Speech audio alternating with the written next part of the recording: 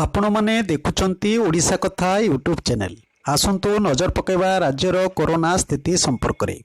राज्य रे कोरोना भूताणु रे 5303 जन आक्रांत। राज्य रे कोरोना भूताणु रे 5303 जन लोक आक्रांत होइतिबा बेले एजाए सुस्थ हेलेनी 3720 और सक्रिय संख्या 1562 रे रहिछि। आज राज्य रे 143 गोटी पॉजिटिव 17 गोटी जिल्लारू बाहरिछि। गतकाली कोविड-19 आक्रांत संख्या 5160 थिला और राज्यर 21 जिलूर 304 अर्थात सबुठू अधिक पॉजिटिव बाहरी थिला। 272 जन संगरोध रे थिला बेले स्थानीय अंचल रे 32 जन थिले। आज 143 मध्यरु 137 संगरोध रे थिला बेले 6 जन स्थानीय अंचल बोली जणा पड़िछि। आज गंजाम जिले में सर्वाधिक 32 गोटी पॉजिटिव पर जिलार मोट आक्रांतक संख्या 925 रे पहुंची। खोर्धारे 16 गोटी पॉजिटिव चिन्हट पर यार मोट आक्रांतक संख्या 452 को छुईंची। सेहीपरि कटक जिले में 20 गोटी पॉजिटिव चिन्हट पर यार मोट आक्रांत संख्या 379 रे पहुंची। नयागढ़ जिले में 13 गोटी पॉजिटिव चिन्हट पर यार मोट आक्रांत संख्या 128 रे रही। देखंतु तार चित्र आपनको सामनारे।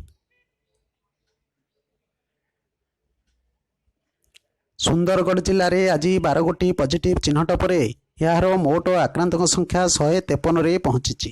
सेमिति संबलपुर जिले में 5 गोटी नूतन पॉजिटिव चिन्हट पर यार मोट आक्रांतक संख्या 31 रे रही। ढेंकानाल जिले में 3 गोटी पॉजिटिव पर यार मोट संख्या 56 रे अछि। अनुगुल रे 1 पॉजिटिव पर यार मोट आक्रांतक संख्या 49 रे रही।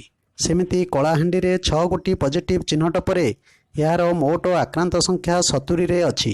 भद्रक जिले में 4 गोटी पॉजिटिव पर यार मोट आक्रांतक संख्या 200 को छुईंची। केन्दुझर रे 2 पॉजिटिव पर यार मोट 22 आक्रांत रही।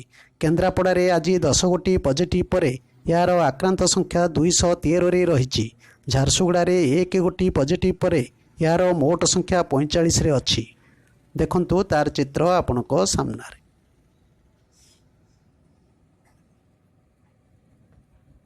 बरगढ़ रे 1 पॉजिटिव पर मोट आक्रांत संख्या 67 रे रही।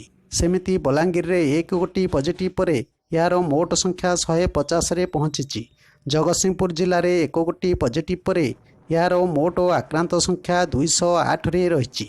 आज एनडीआरएफ रो 9 जन पश्चिम को अम्फान ड्यूटी जाई फेरीथिबा बेले कोविड-19 पॉजिटिव बाहरी जना पड़ी।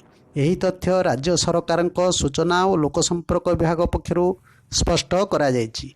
देखंतु आमे राज्यर विभिन्न अंचल आपनको देखौछु। देखंतु तार चित्र आपनको सामनारे।